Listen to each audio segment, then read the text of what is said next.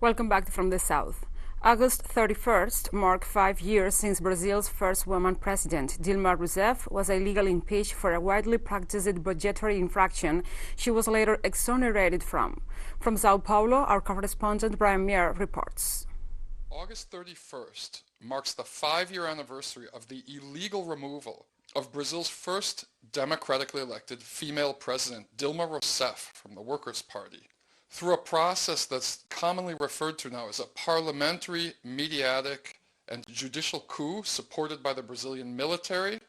The president who replaced her, Michel Temer, has repeatedly said in public that it was a coup as well, and in a speech he gave to the corporate think tank ASCO in New York shortly after the coup, he said that it happened because Rousseff refused to implement a neoliberal deep austerity program called Bridges to the Future.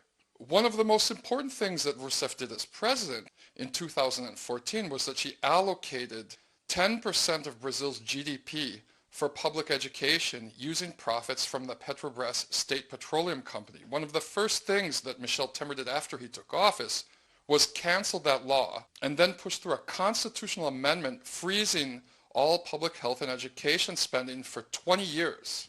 Rousseff gave an interview to the Persio Abramo Foundation last weekend, and in it she described this coup as an ongoing process. It didn't just end at 2016. She considers the militarization of politics, the militarization of the executive and judicial branches as part of the coup. She considers that phase 2 of the coup was the political election season imprisonment of former President Luiz Inácio Lula da Silva so that he was unable to run for office. And she considers the Bolsonaro presidency one more phase in this ongoing process, and she warns of the risk of a further clampdown on human rights this September 7th when Bolsonaro's fascist supporters are planning a possible armed occupation of the Supreme Court.